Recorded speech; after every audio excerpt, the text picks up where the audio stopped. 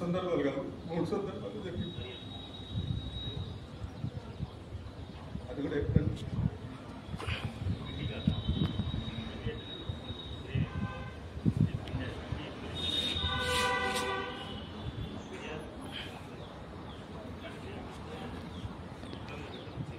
నిజంగా దేవుడికి మనం పని చేసినప్పుడు దేవుడికి నిజంగా మనం పని చేస్తాం.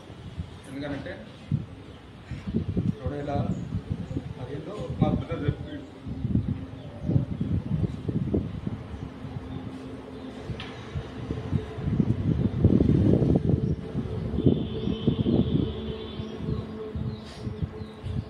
చనిపోయినప్పుడు ఎవరు కూడా ఆదరించలేదు. నేను దేవుని ఆదరణ చేసుకున్నా. అక్కడ నేను హైదరాబాద్లో ఉంటుండే. హైదరాబాద్ నుంచి వెళ్ళి చనిపోయిన తర్వాత మనం తిరిగి నేను నల్గొండకు రావాలా వద్దా అని చాలా డైలమాలు ఉండే. ప్రార్థన చేసుకున్నప్పుడు దేవుడు ఒక వాక్యం చేసి, నువ్వు నీ తండ్రి ఇంటిని ఇచ్చి నేను చూపించిన స్థలంకి వెళ్ళమన్నా. ఆ వాక్యం ద్వారా నేను మళ్ళీ తిరిగి నేను అక్కడ జాబ్ చేసేవాడిని వదిలేసి ఇక్కడికి వచ్చాను. దాని తర్వాత మళ్ళీ ఇక్కడికి వచ్చిన తర్వాత ఏం చేయాలి అర్థమవుతుంది. ఫస్ట్ ఏంటంటే ఆవిడ లెక్చరర్గా చేసిన ఇంజనీరింగ్ కాలేజ్ ఒక 7 years చేసిన. ఇక్కడికి వచ్చినాక వ్యవసాయం చేయాలన్నా లేకపోతే ఇంకా వేరే పని చూసుకోవాలంటే మనం చదువు వేరు, వేరే ఉద్యోగం చేయాలంటే దొరకలేదు. ఇట్లనే మా ఫ్రెండ్ ద్వారా ఏమన్నారంటే కాంపిటేటివ్ ఎగ్జామ్స్ ప్రిపేర్గా నోటిఫికేషన్స్ పడతాయి అనంటే సర్లే అని ప్రిపేర్ అయిన తర్వాత దేవుడు ఉద్యోగం ఇచ్చిండు. దాన్ని బట్టి ఉన్నాను. ఇంకో విషయం ఏంటంటే 2019లో మన చర్చిలో కూడా కొద్దిగా గొడవలు అవుతుండే కరోనా ముందు కూడా. ఆ చిన్న విషయానికి కానీ అకౌంట్స్ కూడా అది ఎవరు ముందు కాలేదు, అది గొప్ప కాదు. దాని తర్వాత నేను ప్రశాంత్ జయరాజ్ అందరం మాట్లాడుకొని దేవుని యొక్క కొన్ని సంఘంలో కొన్ని అక్కడ ఉన్న పరిస్థితులు అంటే ఘోరంగా ఉన్నాయి. వాక్య పరిచయం జరగలేదు, నెక్స్ట్ ఆనందం జరగలేదు, అన్ని గొడవలే. అప్పుడు మేము అనుకున్నాం, ఇట్లా సంఘ పెద్దలు కూడా అనుకున్నారు, కానీ చెప్పాలని కాదు. కానీ ఆ రోజు మాకు ఎవరు సపోర్ట్ చేయలేదు. వాస్తవంగా ఎవరు కూడా సపోర్ట్ చేయలేదు. మేము ముగ్గురమే నిలబడ్డాం. అది గొప్ప కాదు, దేవుని పని. అది దేవుని కార్యం చేత, దేవుని నడిపింపు చేత ఆ రోజు ఆ కార్యం జరిగించినాము. అదేంటంటే ఈరోజు కూడా మేము ఎందుకంటే ఈ ఐక్యత ఎందుకంటే మీరందరూ ఐక్యత కలిగి ఉండడం వల్ల ఫర్దర్గా ఏదైనా జరిగినా కానీ మళ్ళీ మనం ఈ ఐక్యత ఉండడం వల్ల వాళ్ళు కూడా చేయడానికి ముందుకొస్తారు. ఏది పని చేయాలన్నా, ఏదైనా తప్పు చేయాలన్నా, ఏదైనా చేయాలన్నా అదే ఉద్దేశం. అయితే ఇంకొక విషయం, లాస్ట్ టైం బీబీఎస్ అప్పుడు బీబీఎస్ అయిపోయింది. బీబీఎస్లో నేను కూడా పరిచయంలో పాల్గొన్నా. అయితే అందులో ఒక విషయం ఏంటంటే నేను పెద్ద ఊళ్ళో ప్లాట్ తీసుకున్నాను. 2 గుంటలు మడగల ప్లాట్ తీసుకున్నా. అది తీసుకున్న తర్వాత అడ్వాన్స్ కట్టిన వాడు ఏం చెప్పిండనంటే, వాళ్ళ అమ్మినవాడు ఏం చెప్పిండంటే వాళ్ళ అమ్మ పేరు మీద ఉన్నదని అన్నాడు. అమ్మ పేరు మీద ఉన్నది కదా, సర్లే చేస్తాడనేసి అనుకున్నాం. ఆడ మీద చేసిన మిస్టేకే అది. కానీ తర్వాత ఏమైందనంటే వాళ్ళ మామయ్య పేరు మీద ఉంది. అది మొత్తం ఒక ఎకరం ముందు రోడ్డు పెట్టు. తర్వాత మేము తీసుకున్నాం. కానీ 2 సంవత్సరాలు కష్టపడ్డా దాని గురించి. కానీ ఇంత పని కూడా కాలేదు, ఒక్క ఇంచు కూడా పని కాలేదు. ఎప్పుడైతే నేను మన సంఘంలో బీబీఎస్ అప్పుడు పరిచయం చేసినానో దాని తర్వాత ఒక్కటే 1 వీక్లోనే వాడే ఫోన్ చేసిండు, వాడే రిజిస్ట్రేషన్ చేసిండు. అసలు అది అద్భుతం. అది దేవుని కృపను బట్టి జరిగింది. అది నేను అనుకున్నా, ప్రభా నేను నీ పని చేసిన, నువ్వు నా పని చేసిన. దాని ద్వారా నేను చాలా అమ్మాయిలు ఇంత రిచ్గా చాలా వరకు ఇంట్లో వాళ్ళకి సపోర్ట్ లేదు. ఎంతసేపు ఎందుకు తీసుకున్నాం అని అనేటోళ్ళు. కానీ అది కష్టపడి తీసుకున్నాం, కానీ దానివల్ల చాలా ఇబ్బంది పడ్డా. అసలు నిద్ర లేదు కొన్ని రోజుల వరకు. అయినా కానీ దేవుడు సాయం చేసిండు. నెక్స్ట్ మళ్ళీ బీబీఎస్ అప్పుడు కూడా మన ప్లాట్ తీసుకున్నాం.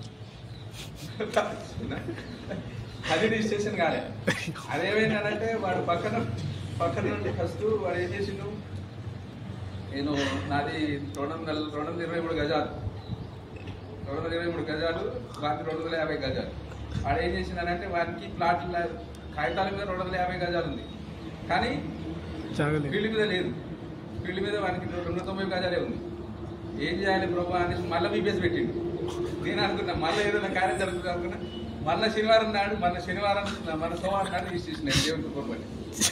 అంటే దేవుని యొక్క అద్భుత కార్యం ఎలా ఉంటాయంటే, మనం దేవుని పని చేసినప్పుడు దేవుడు మన పని భారం అంతా ఆయన మీద మోపినప్పుడు ఖచ్చితంగా ఆయన మనకు సహాయం చేస్తాడు. అదే విషయం మీకు చేయాలనుకున్నా.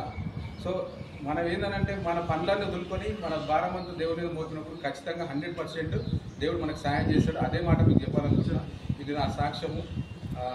2019లో కూడా మధ్యలో మిస్ అయినా. 2019లో నేను ఉద్యోగం లేకుండా ఉన్నప్పుడు కూడా నాకు ఒక వాగ్దానం ఇచ్చింది. కీర్తనలు 128.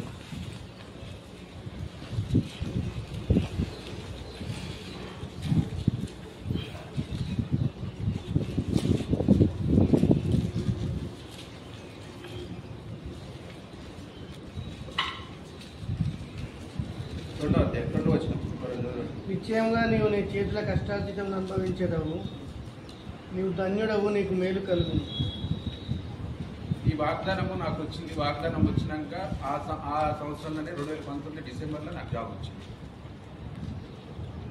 దేవుని కృపను బట్టి మనం ఎప్పుడైతే దేవునిలో మనం ప్రార్థన చేస్తూ మన భారం అంతా దేవుని మీద మోపితే దేవుడు ఖచ్చితంగా 100కి 100% మనకు సహాయం చేస్తాడు, మనకు తోడుగా ఉంటాడు అనే దానికి నా సాక్ష్యమే నిదర్శనం.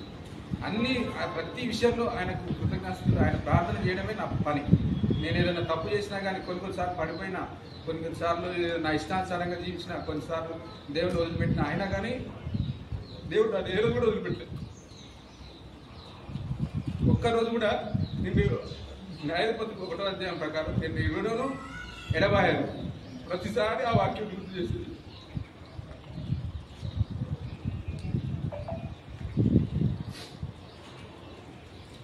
నేను విడవను ఎడబాయను అనేది ఆ వాక్యంతో నాతో మాట్లాడుతుండేది. ఇంకొక మన పోయిన ఆదివారం నాడు అన్న చెప్పిండు, న్యాయాధిపతి మన యెహోషువ 1వ అధ్యాయం.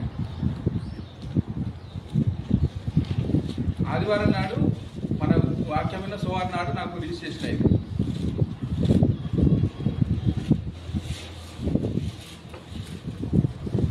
చక్కగా మాట్లాడుతూ వస్తున్నాడు.